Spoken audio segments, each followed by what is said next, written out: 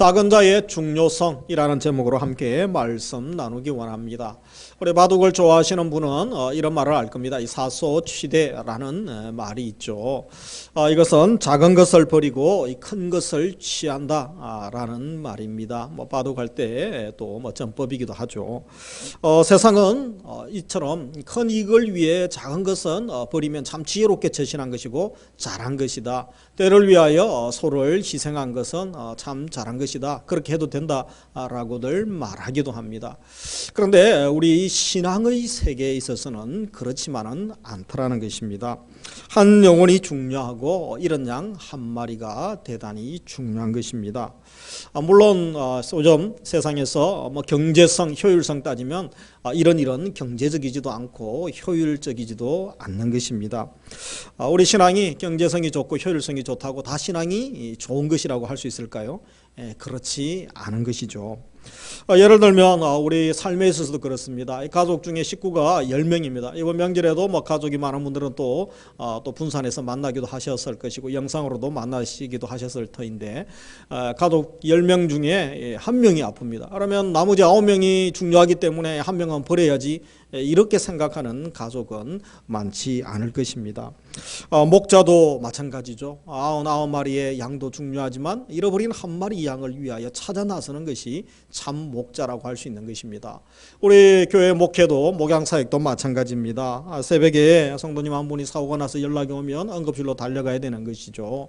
요즘은 코로나 때문에 또 갈 수도 없습니다만, 그리고 또 밤중에 장례가 나면 병원으로, 장례식장으로 달려가야 되는 것입니다. 왜냐하면 지금 가장 급하고 제일 중요한 것은 위기에 처한 우리 성도님 한 가정이기 때문에 그런 것이죠.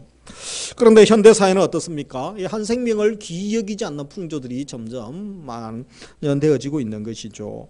우리가 게임이나 만화나 영화나 드라마들을 보면 어떻습니까? 이 사람의 생명을 스트레스 해소용으로 이용하고 있지 않는가? 또 생명을 너무 또 상품화하고 또 무가치하게 만들고 있지 않는가? 그래서 나오는 장면들 보면 때로는 사람을 때리기도 하고 너무 무시하고 또 죽이고 부수는 이 잔인한 장면들이 너무 많이 나옵니다. 우리 다음 세대들이 그런 영상이나 이미지들 또 그런 가치들을 어려서부터 접하면 성인이 되어서 그들의 생각이랑 행동이 어떻게 될지 우려가 되기도 합니다. 생명 가치를 소중히 여기지 않는 시대가 되고 있는 것이죠. 어떤 생명이 귀하고 또 어떤 생명은 덜 귀하다고 생각하십니까? 우리 예수님께서 오늘 본문을 통하여 한 생명의 가치에 대한 말씀을 또 우리에게 들려주고 계십니다. 그래서 이 작은 자 한 명이 얼마나 중요한가 본문에서는 두 가지의 예를 드시죠. 하나가 천사에 대한 언급을 하십니다. 수호 천사가 있다는 거죠. 그리고 잃어버린 양을 찾는 목자 비유를 통하여 말씀하고 계십니다. 우리 오랜만에 마태복음 또 강해 말씀을 하기 때문에 18장의 말씀을 이전에 살폈는데 먼저 18장 초반부는 어린아이와 같이 되지 아니하면 천국에 들어가지 못한다라는 말씀을 시작하셨죠. 그리고 어린아이처럼 이 순수하게 주님을 따르는 자, 이 작은 자 주님이 주목하시고 너희도 그런 제자가 되라고 말씀하셨습니다. 그리고 연약하여 실족하기 쉬운 작은 자라도 그 한 사람을 소중히 여겨야 한다라고 거듭 강조하시는 우리 예수님의 말씀을 기억하십니다. 오늘은 10절에 보면 이 작은 자를 업신여기면 안 된다는 거죠. 업신여기지 말라라는 의미에서 먼저 천사를 언급하게 됩니다. 왜 갑자기 천사가 등장합니까? 그 이유가 무엇이겠습니까? 10절에 보시면 삼가 이 작은 자 중에 하나도 업신여기지 말라. 너희에게 말하노니 그들의 천사들이 하늘에 계신 내 아버지 얼굴을 항상 배옵느니라. 그래서 이 작은 자를 비롯하여 모든 하나님의 자녀들에게는 천사가 있다는 거죠. 하나님의 천사가 있는 귀한 영혼들이다 라고 말씀하십니다. 그래서 이 천사가 하는 일이 뭡니까? 내 아버지의 얼굴을 항상 배옵느니라. 하늘에 하나님 얼굴 뵙고 보고하는 거죠. 그래서 아무개가 지금 힘듭니다. 아무개가 지금 또 시험 들었습니다. 아니면 또 일터에서 가족 관계에서 많이 어려움이 있습니다. 이것저것 상황을 하나님께 다 말씀하시겠죠. 물론 전지전능하신 하나님이 모를 리가 없습니다. 천사가 또 말씀을 하겠죠. 그래서 이 천사는 섬기는 영으로서 하나님 자녀들 성도를 위하여 존재하는 것입니다. 하나님이 보내셨죠. 우리를 교회를 섬기라고 보낸 것이죠. 그러므로 이 작은 자가 소중하다는 것입니다. 여러분 누군가가 나에게 전화가 왔습니다. 지금 청와대에서 전화가 왔는데 당신 가족들 지키도록 보디가드 그죠? 청와대 특별 비서관들 또 경호팀들 10명을 보내주겠다고 하면 얼마나 감사하겠습니까? 제가 뭔데 10명이나 보내줍니까? 너는 그만한 가치가 있다고. 또 미국 백악관에서 그죠? 뭐 실요원들 한 10명 보내주겠다 그러면 뭐 그럴 필요도 없습니다만 얼마나 우리가 가치가 있고 특별한 존재라는 느낌을 받겠죠. 하나님께서 천사를 통하여 또 하나님의 일을 하게 하시는 것, 섬기라고 보내주셨다라고 말씀하는 것이죠. 그만큼 작은 자 한 사람 한 사람이 소중하다는 것을 말씀하시는 것입니다. 이 천사에 대해서는 고대 사회에서는 천사를 우상 숭배했죠. 그래서 신앙의 대상으로 보기도 했습니다. 그러나 그것은 성경적이지 않습니다. 에브레서 1장 14절에 보면 섬기는 자라고 하죠. 그래서 1장 14절에 모든 천사들은 섬기는 영으로서 구원받을 상속자들, 하나님 자녀들이죠. 섬기라고 보내심이 아니냐. 그래서 경배의 대상이 아니라 섬기는 자다. 바로 우리를 위하여 존재하는 자다라고 섬기라고 보냈다고 말씀하는 거죠. 우리가 이 사실을 안다면 두 가지를 확신할 수 있습니다. 하나는 성도가 세상에서 담대할 수 있죠. 세상 사람들 앞에 기죽을 필요가 없습니다. 하나님이 천사를 보내주실 정도로 그렇게 특별하게 생각하시고 귀하게 생각하시는데 세상이 함부로 할 수 없음을 알면 담대할 수 있는 것입니다. 그리고 또 우리가 사회적으로 무시하거나 또 가볍게 여기는 멸시하는 자가 없는지 돌아봐야 되는 것입니다. 한 분도 그래서는 안 되는 것이죠. 왜냐하면 그는 곧 하나님을 멸시하는 행위를 하는 것이죠. 우리 마태복음 25장 40절에 보면 너희가 여기 내 형제 중 지극히 작은 자 하나에게 한 것이 곧 내게 한 것이라. 그래서 이 작은 자 멸시하는 것 곧 내게 한 것이다 라고 우리 주님은 말씀하셨던 것입니다. 그리고 또 살필 것은 영적 사다리는 없음을 아는 것이죠. 왜 17절 말씀을 하셨는가? 그 당시 종교 지도자들은 영적 사다리가 있다라고 생각했습니다. 그들이 그래서 계급을 만들었죠. 그래서 그냥 사다리, 건물 올라가는 사다리가 아니라 이들은 계급 제도를 만들었습니다. 그래서 자기들이 우월하고 우리는 상위 클래스에 있는 계급들이다. 그런 잘못된 우월화를 시도했던 것입니다. 상위에 있는 사람들이 누구였습니까? 이 제사장 바리새인 사두개인들, 이 종교 지도자들, 우리는 높은 자리에 있는 사람들이고 이 백성들은 낮은 자리에 있는 사람들이고 전시하는 사람, 그런 계급을 만드는 것입니다. 그러나 그것은 성경적이지 않습니다. 성경 어디에도 지지하지 않고 예수님도 그렇게 말씀하신 바가 없습니다. 오히려 예수님은 작은 자에 대한 말씀, 작은 자가 귀한 존재다라고 18장에서 계속 말씀하십니다. 누가복음 18장 9절 이하에 보면 자기를 의롭다고 믿고 다른 사람을 멸시하는 자들이 많았죠. 그래서 그들이 말귀를 못 알아듣기 때문에 비유로 말씀하시는 것이 11절에 보면 바리새인은 따로 서서 기도하여 하나님이여 나는 다른 사람들 곧 토색, 불의, 간음을 하는 자들과 같지 아니하고 이 세리와도 같지 아니함을 감사합니다. 그래서 교만하게 기도하고 있지 않습니까? 근데 13절에 세리는 멀리 서서 감히 눈을 들어 하늘을 쳐다보지 못하고 가슴을 치며 이르되 하나님이여 나를 불쌍히 여기소서 나는 죄인이로소이다. 그래서 이 바리새인들은 자기를 고상하게 또 여기고 높이고 자랑합니다. 그러나 세리는 낮추고 있는 것입니다. 누가 주님께 칭찬을 받겠습니까?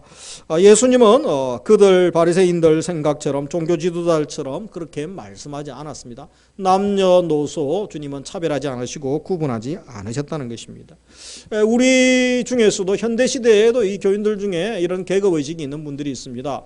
물론 뭐 어떤 일부 종교에만 그런 사제관 계급이 있는 것이 아니고 교회에도 목사님, 선교사님, 뭐 장로님, 또 시무집사님, 또 우리 권사님, 집사님, 또 성도 이렇게 계급화하고 그것을 마치 위계 질서가 있는 것처럼 생각하고 있다면 잘못 생각하고 있는 것입니다. 직무상 주어진 것이지 그것을 계급화, 차별화하는 것은 아니라는 것입니다. 그래서 이런 말들은 조심해야 됩니다. 아직도 신앙생활 30년, 50년 했는데 아직도 집사에서 머물고 있냐고, 아직도 장로 안 되고 아직도 권사 안 됐냐고, 이런 말은 정말 우리 그리스도인들이 조심해야 되는 말인 것입니다. 예수님은 어린이도 중요히 여기셨습니다. 세리 창기와도 친구가 되셨고 저들의 생명을 소중히 여기고 다 죄인이고 회개하여 구원받을 하나님의 어린 양, 하나님의 백성으로 보셨던 것이죠. 모두를 하나님은 받아주셨습니다. 주님이 법대로 하셨다면 살아남을 자가 누가 있겠습니까? 있는 모습 그대로 받아주시고 용서하시고 자녀되게 하시고 귀하게 해주셨습니다. 그래서 우리 예수님도 생명 주시면서 우리의 외모, 또 실력, 재력, 신분을 보지 아니하시고 상관없이 그것과 관계없이 받아주시고 사랑해 주셨던 것입니다. 혹시 우리의 사고도 한번 생각해 보아야 됩니다. 내가 세속적 사고에 젖어서 나의 말과 행동이 그런 것의 기준에 따라 행동하고 있지는 않습니까? 우리 주일학교 선생님들은 어떻습니까? 세상뿐 아니라 교회에서도 자녀들 또 우리 청소년들 섬기면서 믿는 가정 자녀와 또 믿지 않는 가정 자녀들 차별하고 있지는 않습니까? 그리고 배운 집 있는 집 자녀와 그렇지 않은 집 자녀라고 차별하고 있지는 않습니까? 그리고 이 학생의 국적이 무엇인가, 또 피부 색깔, 그리고 장애냐 비장애냐 이런 것 가지고 차별하고 있지는 않습니까? 이 교회에도 절대 영적 계급의식은 사라져야 되는 것이죠. 중세 시대는 사제 계급이 분류되어 있었죠. 그리고 성경도 사제들만 읽도록 되어 있었습니다. 철저하게 구별되어져 있었죠. 그러나 종교개혁자들이 성경을 번역하게 되고 또 모든 성도들이 말씀을 가까이 하고 읽게 했습니다.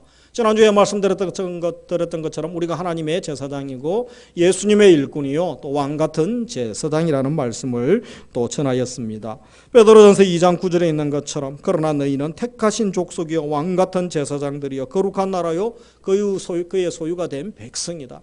그래서 이 너희는 단수가 아니고 복수라는 거죠. 너희 그죠? 교회를 두고 하는 거죠. 교회가 신앙 공동체 우리들이죠. 거룩한 나라죠. 왕 같은 제사장이고 택하신 족속이다. 그래서 왕의 권세를 가진 제사장들이다. 그렇게 말씀을 하고 있는 것입니다. 우리가 스스로 영적 계급을 지어서 이 사람을 판단하고 있지 아니한지 다시 한번 자신을 돌아봐야 되는 것입니다. 남녀노소, 빈부, 지위, 또 외모, 능력, 이 가문 등 이런 것들을 보는 것은 세상의 기준이죠. 세상의 평가 기준을 가지고 나도 평가하지 않습니까? 사실 평가하지 않는다는 게 이상한 거죠. 우리가 일주일 168시간 중에 여러분 예배 드리는 시간 한두 시간, 그리고 또 소수는 큐티하죠. 우리도 제자 훈련하지만 절반은 큐티하지 않는 분들 아닙니까? 그래서 계속 훈련하고 또 새벽 비전 예배 저녁에도 훈련하고 사랑방 하면서 계속 큐티 나눔하고 익숙해지도록 그렇게 합니다. 거룩한 것은 참 어렵습니다. 지구 중력을 벗어나는 것만큼 거룩의 훈련은, 경건의 훈련은 어렵다라고 하지 않습니까? 그런데 바로 우리가 그런 세상 평가 기준을 가지고 판단하고 있지 아니하는지 봐야 됩니다. 우리 다수가 그런 판단, 그런 또 문화 가운데 살고 있기 때문에 그렇습니다. 그래서 또 하나님 앞에 더 귀한 영혼, 덜 귀한 영혼을 구분하거나 다른 사람의 인격을 무시하고 있지 아니하는지 돌아봐야 되는 것입니다. 우리가 주님의 시각, 주님의 안목을, 주님의 기준을 회복하는 것, 주님께서 가장 기뻐하시는 것인 줄 믿습니다. 그러면서 아무도 소외되는 영혼이 없게 해야 되는 것입니다. 이 교회에서 VIP가 누굽니까? 어떤 교회들은 이 부자들 또 정치인들 외제차 타고 오시는 분들은 이 특별 대우하려고 합니다. 그렇지 않은 것이죠. 어떤 세속적 교회가 주차장에 외제차만 세우는 VIP석을 만들어 놨습니다. 왜 그렇게 합니까? 그러니까 하도 외제차가 사고가 많이 나가지고 이 교회에서 보상하는 게 보통 문제가 아니어서 그냥 따로 주차하도록 해놨다고. 물론 이해는 되지만 그것이 성경적이지 않고 누가 봐도 그것이 건강한 모습은 아니지 않습니까? 교회의 VIP들은 누굽니까? 이 새 가족들이죠. 우리 어린이들, 또 우리 실버 어르신들, 특별히 또 소외되고 힘드신 분들, 임산부 장애인들 더 섬기고 특별 대우해야 되지 않습니까? 불편함이 없도록 배려해야 되는 것입니다. 그런데 세상은 다 차별합니다. 카드들도 그죠? 우리 신용카드들도 다 다르지 않습니까? VIP에 VVIP도 있죠. 어떤 대학 총장님이 특급 호텔을 갔습니다. 국민차를 타고 오래된 중고차를 타고 이제 갔는데 강사로 세미나에 갔는데 입구에 갔더니 안내하는 사람들이 왜 오셨냐고 저 멀리 주차장에 세우시라고 신경도 쓰지 않고 이상한 사람 왔다고 그래서 마음이 불편하게 세미나를 하고 왔다고.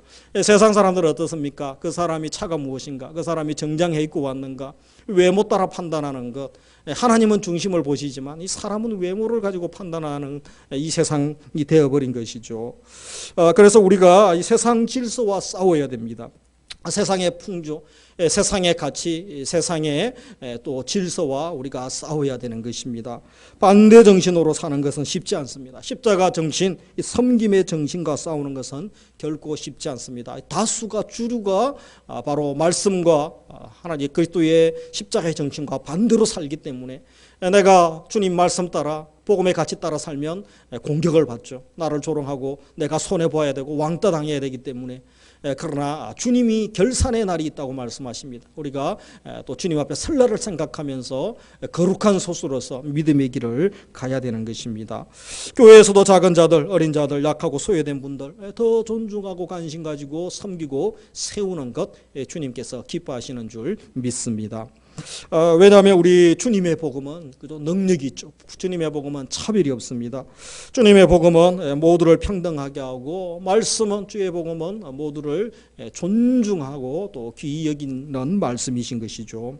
복음이 들어가면 그 사회의 질서가 바뀌고 그 사회의 계급제도가 없어지고 그 사회의 거룩한 변혁, 이 변화들이 일어나기 시작합니다. 우리나라도 역사적으로 복음이 들어오기 전에 보면 얼마나 신분 차별이 심했습니까? 뭐 남녀 질서 부동서 또 뭐 남존여비 사상도 있고 그렇지 않았습니까? 전북에 김제에 금산교회가 있습니다. 기역자 교회로 유명하죠. 그림 본 것처럼 위에. 그래서 왜 기역자냐? 이 남자 여자 따로 예배드리도록 그죠? 기역자로 해놨죠. 그래서 아래쪽에 보면 강대상이 이렇게 가운데 있는 게 아니고 모서리 있습니다. 모서리. 왜냐하면 오른쪽은 남자들만 남자석 앉는서 그리고 왼쪽은 여자들 앉는서.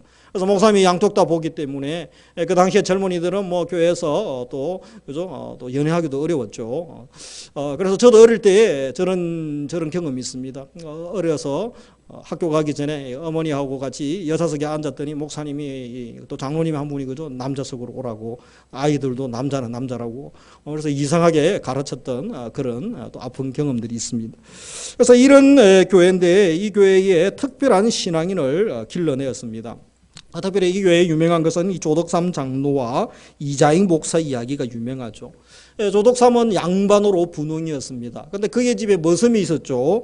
바로 마부로 이자익이라는 천한 사람이 있었습니다. 둘이 공교롭게도 같은 교회를 다녔습니다. 그래서 교회가 시간이 되어서 이제 장로 선출하게 되었는데 누가 장로로 선출되었느냐? 이 마부가 그 집 머슴이 이자익이 장로가 뽑혔습니다. 양반도 아니고 쌍놈이 이제 장로가 되었는데 교인들이 뭐 수근수근거리고 웅성웅성합니다. 그때에 바로 조덕삼이 말하죠. 앞에 나가서 이 결정은 하나님이 하신 것입니다. 이제부터 저는 이자익을 장로님으로 받들어 열심히 교회를 섬기겠습니다. 그랬더니 교인들이 일제히 박수를 보냈습니다. 교회에서는 마부를 장로님으로 모시고 집에 가면 또 주인으로서 또 그는 또 마부로서 일을 했던 것이죠. 이후에 조덕삼 집사는 이자익을 장로로 섬기게 되고 후에 이자익이 신학교에 갈 수 있도록 또 후원을 하게 됩니다. 그리고 이자익이 목사가 된 이후에 조덕삼 이분도 이제 장로가 되죠. 금산교회의 담임 목사로 이 이자익 목사를 초빙하게 됩니다. 예수 그리스도의 복음의 능력이죠, 그죠? 신분을 철폐하고 계급제도를 또 없애고 잘못된 것들을 차별이 없는 것입니다. 계급이 없는 것입니다. 예수 그리스도 안에서 모두가 한 형제요 자매고 예수 그리스도 안에서 모두가 소중한 존재임을 말씀 따라 살면 사회가 변화되어지는 것입니다. 빌레몬서에 보면 오네시모가 등장합니다. 그가 무익한 자고 또 도망자 아닙니까? 그 당시에 집에 한인이 도망가고 잡히면 이제 바로 죽일 수 있는 것이죠. 그런데 그가 로마에서 감옥에 있는 바울을 만나 예수님을 만나게 되고 그가 유익한 인생으로 바뀌어졌던 것입니다. 그래서 바울이 편지를 보내게 되는 것이죠. 이처럼 주님 앞에서 약한 자, 천한 자, 또 무능한 자처럼 보이고 또 초라한 것처럼 보여도 사실 무가치한 자는 아무도 없다라는 것입니다. 주님 손에 붙들리기만 하면 모두가 존귀한 자가 되고 유익한 인생으로 또 하나님 나라의 도구로 쓰임 받을 수 있는 것입니다. 우리도 우리 주위에 약한 자, 또 별 볼 일 없어 보이는 또 우리 자신을 향하여도 그렇죠. 그런 느낌, 그런 또 생각을 가지고 있다면 다시 한번 우리의 생각을 바꿔야 되는 것입니다. 주님께서 얼마든지 그들 인생에 개입하시고 하나님의 일들을 이루시고 그들이 인생들이 변화되고 유익한 인생이 되고 주님 나라의 기둥 같던 천국 인재로 변화될 수 있는 것을 기대하면서 믿음으로 또 우리가 그들을 섬기고 또 기도하며 함께 나아가야 되는 것입니다. 이제 예수님은 작은 자 무시하지 말고 더 귀히 여겨야 한다는 말씀의 의미에서 비유를 말씀하시죠. 그것이 바로 12절 이후에 있는 것입니다. 길 잃은 양 한 마리에 대한 말씀을 하시죠. 그래서 너희 생각에는 어떠하냐? 만일 어떤 사람이 양 100마리가 있는데 그 중에 하나가 길을 잃었으면 그 99마리를 산에 두고 가서 길 잃은 양을 찾지 않겠느냐. 그래서 이 길 잃은 양, 길 잃은 자가 나오죠. 의도적으로 길을 잃어버린 자를 말하는 것이죠. 실수로 잃던 어쨌든 그들을 찾아 나서야 되는 것입니다. 육신의 부모도 자식이 완벽하지 않고 마음에 들지 않고 좀 어리숙해 보이고 때로는 반항한다 할지라도 나가면 그저 모든 수단을 동원해서 찾아 나서지 않습니까? 왜냐하면 자식이기 때문에 그렇죠. 부모이기 때문에 그렇습니다. 우리 예수님도 길 잃은 양 한 마리 관심을 가지셨죠. 우리도 길 잃은 한 영혼을 향한 관심이 집중되어져야 되는 것입니다. 그래서 이 길 잃은 영혼은 어떤 자입니까? 길 잃은 영혼은 하나님과의 관계에서 벗어난 사람입니다.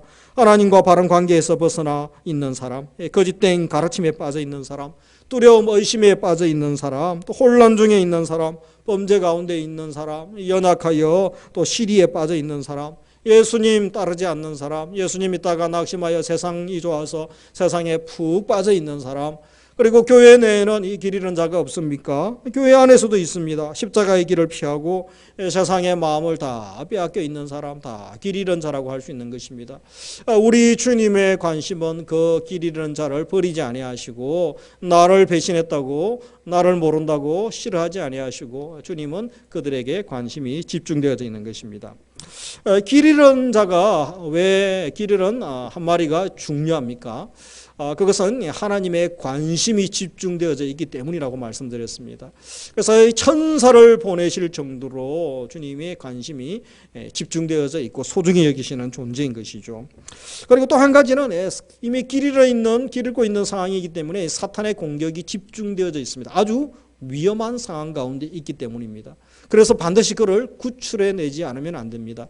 구출은 시간적 긴박성을 의미하는 거죠. 우리가 물에 빠져 또 화재가 나서 지금 긴급한 상황 가운데 있으면 119 구급대원들이 오고 또 구급차가 오지 않습니까? 그래서 그 시간 내 골든타임 안에 구출해내지 않으면 죽게 되는 것입니다. 우리 길 잃은 자도 그런 상황 가운데 있기 때문에 우리가 길 잃은 한 영혼에게 관심을 갖는 참 목자로 살아야 되는 것입니다. 하나님의 관심이 한 영혼에 온통 집중되어져 있는 것이죠. 참 목자라면 어떻게 하겠습니까? 길 잃은 한 마리 양 그리고 99마리의 양이 있죠. 바로 99마리의 양을 두고서라도 한 마리를 위하여 찾아 나서는 것입니다. 핵심은 한 마리가 99마리보다 더 중요하다 아니면 또 그런 말이 아니죠. 경영학 이론을 말하는 것이 아니죠. 99마리도 중요하고 무시해서는 안 됩니다. 그리고 또 한 마리 양도, 잃어버린 한 마리 양도 중요하다라는 말씀인 것이죠. 예수님의 천하보다 한 영혼을 귀하게 여기셨습니다. 예수님은 천한 아무런 가치 없는 나를 위하여 생명까지 주셨습니다. 그런 거 따지지 말고 이런 영혼 생기면 불쌍한 마음 주님 마음 가지고 찾아 나서라는 것이죠. 가족 중에 누가 한 명이 아프면 그죠? 건강한 사람이라도 잘 먹고 살아야지 아픈 사람에게 재산 다 날릴 필요 있는가? 그렇게 생각하는 가족은 없는 것입니다. 모두가 또 걱정하고 염려하고 기도하게 되는 것이죠. 교회도 그렇습니다. 이 교회가 합리성만으로 교회가 운영되어지는 곳은 아닙니다. 교회가 효율성만 따지지도 않습니다. 물론 공평, 정의, 균형이 필요합니다. 그런데 그런 것만 가지고는 안 되는 것이죠. 소외된 자, 약한 자, 억울한 자, 방황하는 자에게 더욱 관심 가지고 긍휼로 대해야 되는 것입니다. 우리 예수님 만나기 전에 우리가 길 잃고 방황하고 또 아무런 소망 없는 병들고 범죄한 사망이 선포된 인간들 아니었습니까? 지옥으로 달려가고 있는 우리를 향하여 주님께서 심판의 칼을 들지 아니하시고 대신 주님이 대신 심판을 받으시고 십자가에서 생명까지 주셨던 것입니다. 우리가 길 잃은 자의 처지를 누구보다 잘 알기 때문에 길 잃고 방황하고 있는 자들을 우리가 찾아가야 저들을 격려하고 다시 도울 수가 있는 것입니다. 그러므로 주님의 은혜를 입은 우리는 십자가의 은혜를 거부하는 또 떠나는 자들 정죄하고 비판할 것이 아니라 용서하고 또 격려하고 세워서 함께 십자가의 길을 갈 수 있도록 우리가 격려하고 섬기는 일을 해야 되는 것입니다. 우리 13절에 보시면 진실로 너희에게 이르노니 만일 찾으면 길을 잃지 아니한 아홉 마리보다 이것을 더 기뻐하리라. 그래서 여기 보면 만일 찾으면 이것은 찾을 수도 있다는 거죠. 찾고 찾지 못하는 것은 우리의 일이 아니죠. 주님의 일입니다. 우리가 할 일은 이 최선을 다하는 것입니다. 결과보다는 지금 우리가 찾는 일에 최선을 다하는 것입니다. 애쓰고 노력하는 것은 우리가 해야 되는 것입니다. 찾는 사역을 해야 되는 것이죠. 그때에 한 영혼이 돌아왔을 때에 만났을 때에 그 기쁨, 그분과 또 우리 주님께서 얼마나 기뻐하시겠습니까? 사람을 무리로 보지 말고 주님처럼 한 영혼을 귀하게 여기고 찾아 나서는 것 주님께서 기뻐하시는 것입니다.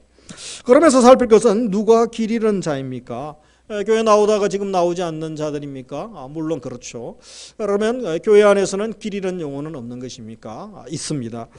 교회 안에서 길 잃은 자들은 누굽니까? 바로 십자가의 은혜를 잊고 십자가의 길을 가지 못하는 자들이 길 잃은 영혼이다 라고 할 수 있는 것입니다.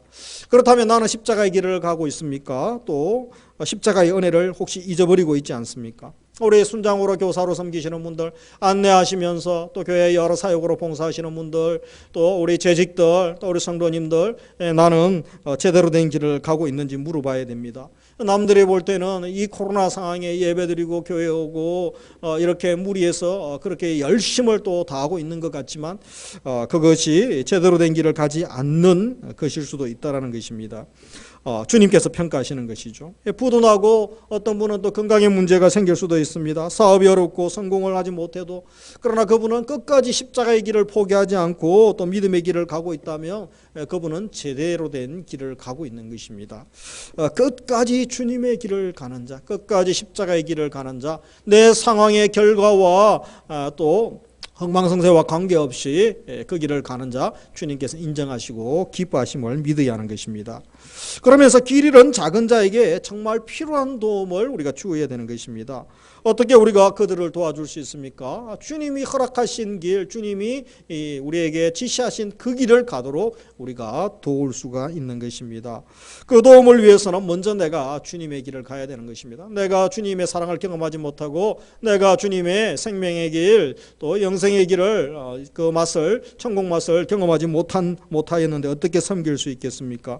내가 주님 사랑 경험하고 제자의 삶을 살 때에 자신 있게 그 길을 이야기할 수 있는 것입니다. 상처, 억울함, 아픔, 외로움, 이 세상에 얼마나 또 고통이 많습니까? 그 찌든 인생 살고 있는 자들에게 아닙니다. 이 삶이 전부가 아닙니다. 생명의 길, 평강의 길, 행복한 참된 행복의 길이 있습니다. 경험한 자만이 그 길을 얘기할 수 있습니다. 확신이 없는 자가 글쎄 있다고는 하는데 제가 잘 모르겠습니다. 그렇게밖에 얘기 못하는 것입니다. 그래서 우리가 기억해야 될 것은 내가 그 길을 먼저 가야 되는 것이죠. 그리고 주님은 심판의 칼을 들지 않았습니다. 정죄의 칼을 드신 것이 아니라 예수님은 나를 구원해 주셨다라는 것입니다. 정죄가 아니라 용서를 선택하셨고 심판이 아니라 구원, 생명 살림을 우리 주님은 선택하셨기 때문에 내가 살고 내가 이 자리에 있는 것입니다. 그 사랑, 그 은혜를 다른 분들에게도 함께 나누어야 되는 것이죠. 그리고 마지막으로 아버지의 관심에 동참하는 것입니다.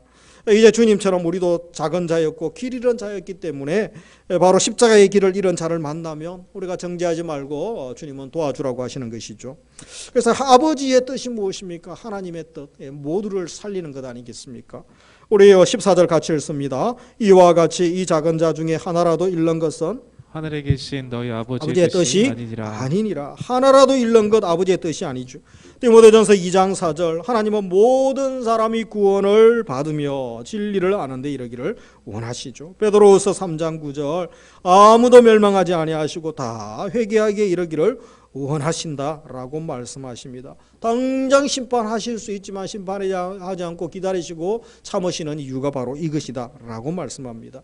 그래서 우리가 주님의 이 마음을 알면 우리도 길 잃어버린 영혼에게 관심을 가지고 하나님 아버지의 관심이 자녀의 관심이 되어야 되는 거죠. 명절에 부모가 기뻐하는 거, 부모님이 원하시는 거, 부모님이 살아계시면 맛있는 음식, 또 어떤 음식, 어떤 과일을 좋아하는지 준비해서 우리가 선물하지 않습니까? 하나님의 관심, 하나님 가장 기뻐하는 것에 우리 자녀들도 관심을 가져야 되는 것입니다. 그래서 우리 가족, 또 집안, 또 우리 일터의 학원의 동료들 중에 길 잃은 영혼을 향하여 우리도 찾아 나서고 그들을 섬길 수가 있는 것입니다.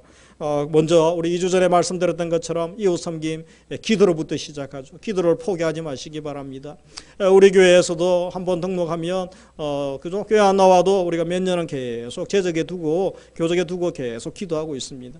이제 연락도 되지 않고 최근에 지난주에 연락도 되지 않고 이제 몇 년 동안 또 소식이 끊어져서 또 우리가 제적했던 분이지만 또 연락이 오셨, 본인이 직접 연락을 저한테 하셨습니다.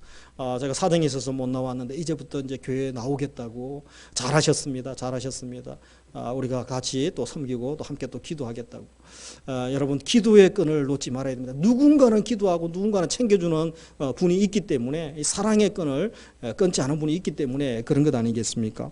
우리 사랑방 전도회에서 또 주일학교 청년부에서 우리 사랑하는 이들, 또 힘들어하는 분들이 있습니까? 또 함께 오랫동안 연락되지 않은 분들이 있습니까? 여러분이 문자를 보내시고 격려하십시오. 명절 때, 또 기lum사가 있을 때에, 또 새해에, 그죠? 이렇게 또 계속 우리가 연락을 해야 됩니다. 교역자와 연락이 되지 않아도 성도들끼리 연락하고 또 축하하고 격려하고 계속 사랑의 나눔이 지속되기 원합니다. 주님의 사랑, 주님의 관심이 우리의 관심이 되고 그것이 지속될 때, 때가 되면 하나님께서 또 역사해 주시는 것입니다. 우리가 기도를 포기하지 않으면 그 영혼 결코 망하지 않는 것입니다. 위대한 인물, 신앙의 인물들 중에 다 그 배우에 보면 기도하는 눈물의 어머니가 있죠, 그죠? 베개에 눈물을 적시면서 눈물로 기도하셨던, 조국을 위하여, 자녀들을 위하여 기도하셨던 부모들이 있었던 것입니다. 또 믿음의 동력자들이 있었던 것이죠. 우리 교회 그 어떤 것보다 기도하는 사람이 많아지기 바랍니다. 벌써부터 한 가정, 두 가정씩 이렇게 회복의 역사들이 일어나고 있습니다. 이제 봄이 다가오고 있지 않습니까? 여러분, 세상은 긴 겨울 3개월 동안 예배도 우리가 3개월 동안 거의 못 드렸죠. 이제 다음 주부터 이제 한 이제 제대로 좀 이제 성도님들 더 오실 수 있으시겠죠. 이제 세상도 이제 봄이 오고 있는데 이제 우리의 영혼의 봄, 우리도 함께 마음껏 주를 경배하고 함께 교제하고 또 믿음의 사역을 도모해야 되지 않겠습니까? 하나님이 이 은혜를 우리에게 주옵소서. 그래서 우리가 할 일은 많은 사람이 아니라 한 사람을 챙기기 원합니다. 내 주위에 지치고 피곤하고 쓰러지고 넘어져 있는 우리 가족 형제들, 또 우리 동력자들, 우리 직장의 일터의 이웃 가운데에 힘들어하시는 분, 한 영혼 한 영혼을 섬기기 시작하면 이 거룩한 전염, 거룩한 회복의 역사, 거룩한 부흥이 일어날 줄 믿으시기 바랍니다.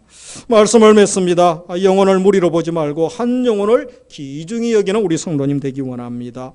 두 번째, 잃어버린 한 영혼에게 주님의 관심, 깊은 관심을 가지기를 원합니다.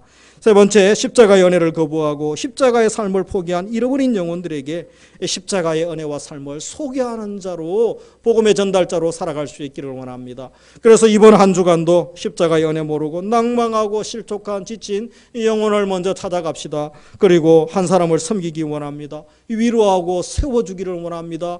나도 지쳐있다면 나도 세움받는 한 주간 되기를 원합니다. 그래서 마지막 함께 십자가의 길을, 주님이 가장 기뻐하시는 그 길을 끝까지 완주하여 주님 앞에 다 칭찬받고 상급받는 우리 성도님들 다 되시기를 주님의 이름으로 축복합니다.